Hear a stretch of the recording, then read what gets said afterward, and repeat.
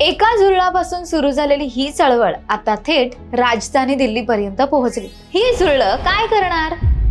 अशा चर्चा सुरू असतानाच या जुळलांनी 6 जूनला दिल्लीत आणि त्यानंतर 11 जूनला पुण्यात असं काही केलं ज्याची चर्चा महाराष्ट्रातच नाही तर संपूर्ण देशात पसरली. एक ट्विट, एक पुस्तक आणि सगळी यूथ रस्त्यावर उतरली. सीजेपीच्या आतापर्यंतच्या आंदोलनामध्ये नेमकं काय झालं? या जुळलांना अजून कोणाकोणाचा पाठिंबा मिळतोय आणि या जुळलांचा पुढचा मास्टर प्लॅन काय आहे पाहूयात या व्हिडिओमध्ये.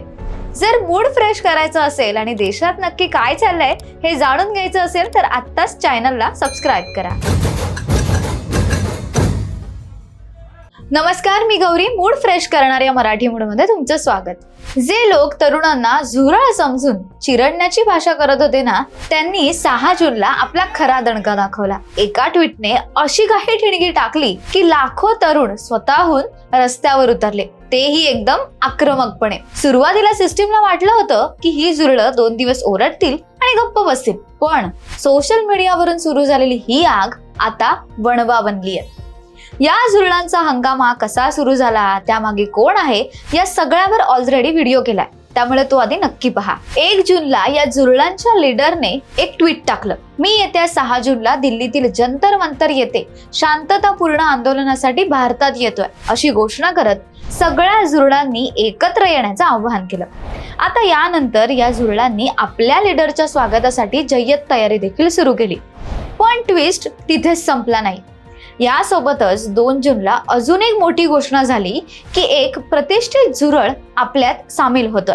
या सगळ्यानंतर द वेट इज ओव्हर असं म्हणत 2 जूनला त्या प्रतिष्ठित झुरळाच्या एंट्रीची घोषणा झाली आणि नाव समोर आलं रॅमन मॅग्सेसे पुरस्कार विजेते सोनम वांगचुक. आता मैदानात सोनम वांगचुक हे आले आहेत म्हटल्यावर प्रकाश राज हे कसे मागे राहतील?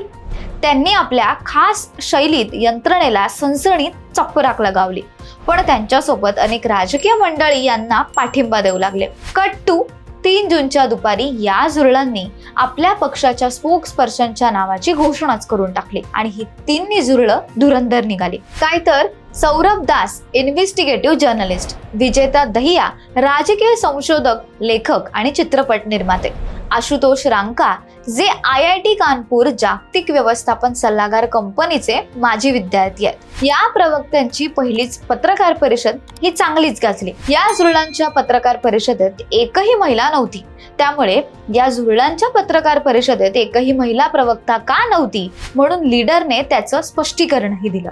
6 जूनला आंदोलनाला प्रकाश राज यांच्यासह अनेकांनी सहभागी होण्याचा निर्धार केला. आता इतक्या मोठ्या आंदोलनाची घोषणा केली म्हटल्यावर आंदोलन कसं होणार याच विचारात सगळे होते. पण 6 जूनची सकाळ आणि सगळ्या मीडियाचं लक्ष त्या जुळलांकडे लागलं.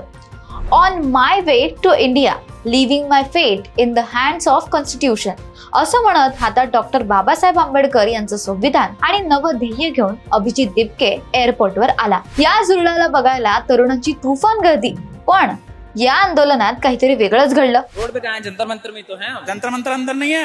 अरे वो नहीं, वहाँ नहीं प्रोटेस्ट होता है, यहाँ प्रोटेस्ट यही होता है क्या? यही होता है क्या? मेरे को नहीं पता था. आप कॉकरोच जनता पार्टी के समर्थक हैं?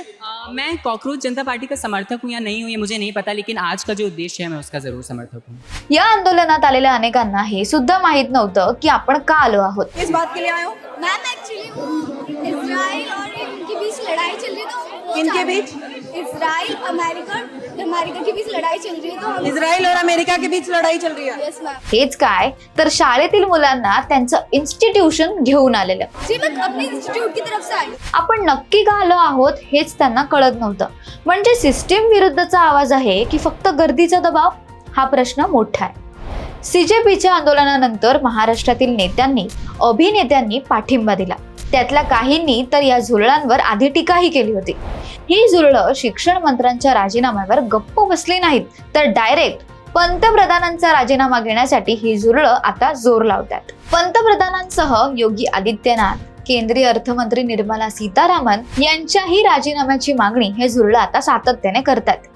ज्या जुळलांची संख्या सोशल मीडियावर 22 मिलियनवर होती ती प्रत्यक्ष 6 जूनच्या आंदोलनात फक्त 20,000 पण दिसली नाहीत. आता वळूयात महत्वाच्या ट्विस्टकडे. नमस्कार, कसं काय पुणे? दिल्ली गाजवल्यानंतर या झुरळांनी आपला मोर्चा वळवला थेट महाराष्ट्राकडे, म्हणजेच विद्येचं माहेरघर असलेल्या पुण्याकडे. 11 जूनला पुण्यात आंदोलन करण्याचा निर्धार या झुरळांनी केला होता आणि त्यासाठी 10 तारखेला एक धडाकेबाज पत्रकार परिषदही घेतली गेली. यात त्यांच्या लीडरने नवीन घोषणा केली. येत्या 20 तारखेला पुन्हा एकदा दिल्लीतील जंतर मंतरवर आंदोलन होईल.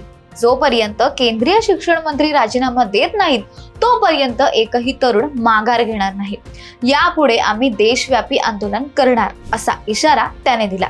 यासोबतच लखनौ, अमृतसर, जयपूर, बंगळुरू इथे सुद्धा ही झुरळं आंदोलन करणार अशी मोठी घोषणा केली. 11 जूनला पुण्यात झालेल्या आंदोलनात या झुरळांनी थेट सोनम वांगचुक यांना केंद्रीय शिक्षण मंत्री बनवण्याची मोठी मागणी केली. या आंदोलनात त्यांनी सरकारसमोर प्रमुख 5 मागण्या ठेवल्या, ज्यामध्ये जर पेपर फुटला तर विद्यार्थ्यांना शासनाकडून 10,000 रुपये आर्थिक नुकसान भरपाई मिळाली पाहिजे आणि जसा निवडणुकीचा निकाल 1 महिन्यात लागतो तसा परीक्षेचा निकाल एका ठराविक मुदतीतच जाहीर झाला पाहिजे. या 2 प्रमुख मुद्द्यांसह शिवरायांचा इतिहास आणि विद्यार्थ्यांच्या इतर मागण्यांचा यात समावेश होतोय. तुम्हाला काय वाटतं?